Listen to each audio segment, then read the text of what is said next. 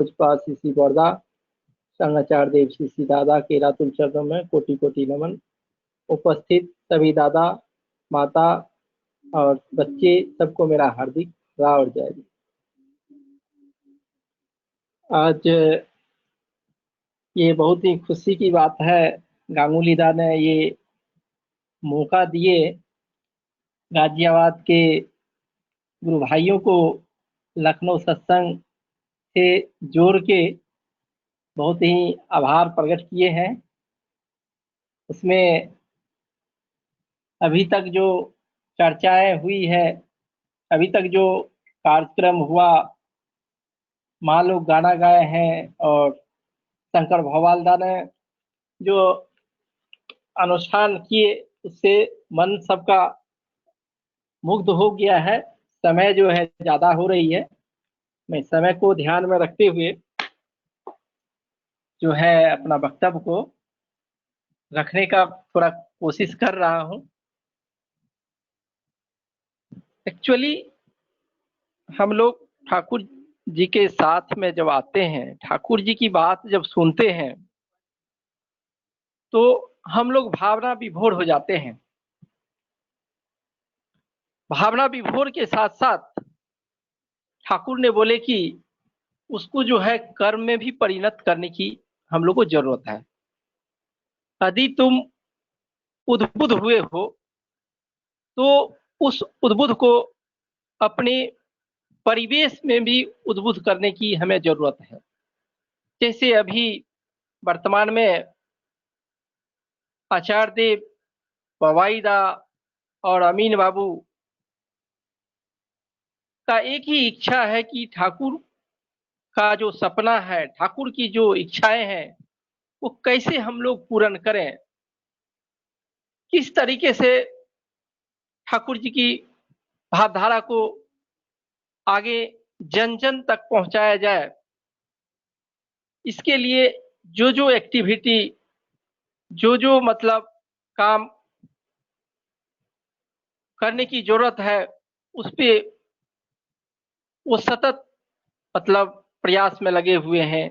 अभी का परिस्थिति आप देख रहे हैं कि लॉकडाउन की परिस्थिति है, सारे मंदिरें बंद है, आवागमन का साधन में असुविधाएं हैं। लेकिन इस परिवेश में भी ये सत्संग का जो माहौल है, वेब सत्संग, ये इतनी तेजी पकड़ी हुई है कि एक दिन में कई मैसेजेज आते हैं। अब ये समझ नहीं आता है कि इस सत्संग को ज्वाइन करूं, किसको छोड़ूं। तो ये ठाकुर जी का जो ये सत्संग का आंदोलन है, ठाकुर जी खुद बोले हैं कि ये सत्संग के आंदोलन को मैं खुद आकर के रोकने के लिए, बंद करने के लिए कोशिश करूंगा, तो भी ये बंद होने वाला नहीं है। तो ठाकुर जी ने हम लोगों को क्या दिए? ठाकुर जी ने हम लोगों को इतना प्रेम दिए हैं, क्योंकि वो उनको हम लोग परम प्रेममय बोलते हैं। वो प्रेम के अगाध प्रेमी है। वो एक चींटी से भी, एक छोटे से जंतु से भी और बड़े से बड़े चीज से भी, हर चीज से प्रेम। जैसे भगवान राम की आपने रामायण देखी होगी, उसमें देखे हैं कि कैसे राम जो है उनके कंधे पे कौवे बैठे रहते हैं, उसके बाद भी वो उसको न कष्ट हो इसलिए अपने शरीर को जो है वो हिलाते डुलाते नहीं है।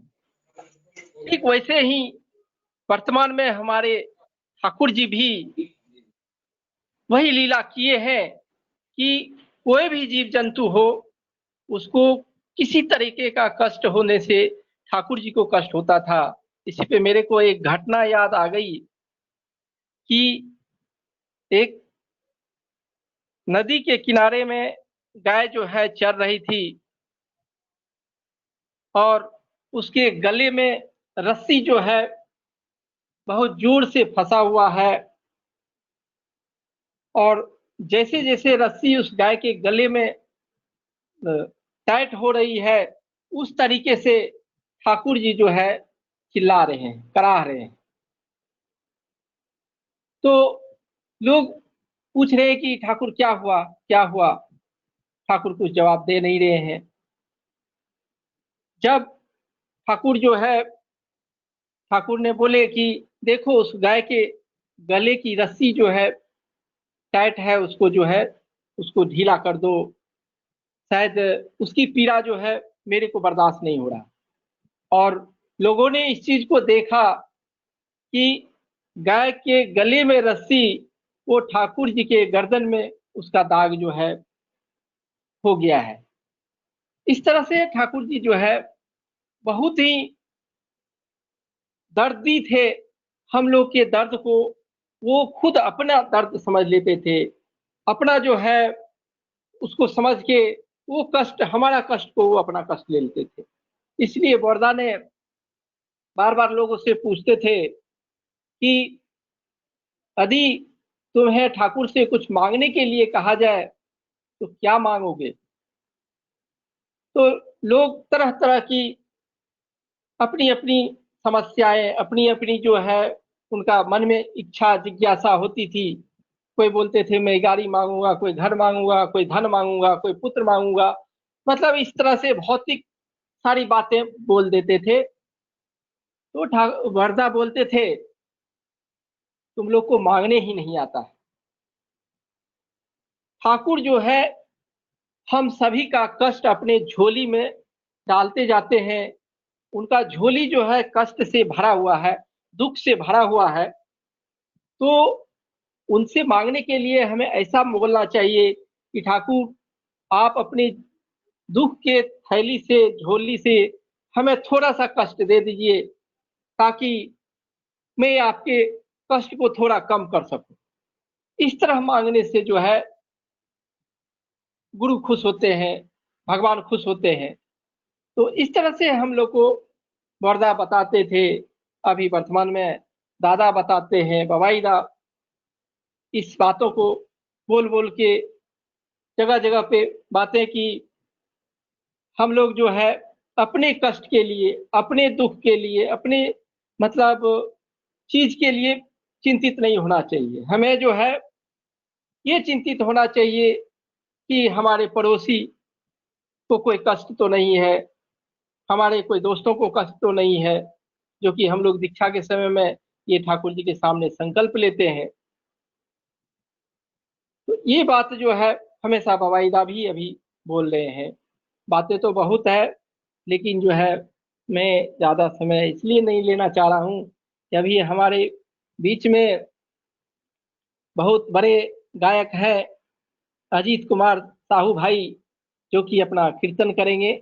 इसीलिए जो है मैं सबके सुख, सबके शांति, सबके मंगल के लिए मैं ठाकुर जी के चरणों में प्रार्थना करता हूँ। और कीर्ति भाई का हार्दिक अभिनंदन करता हूँ। इस तरह से बीच बीच में हम लोग को सुजोग मौका देते रहें, ताकि हम गाजियाबाद के लोगों को ठाकुर जी की मतलब बात को सुनने के लिए, भजन के लिए उन लोग को मौका मिल सके। जय गुरु।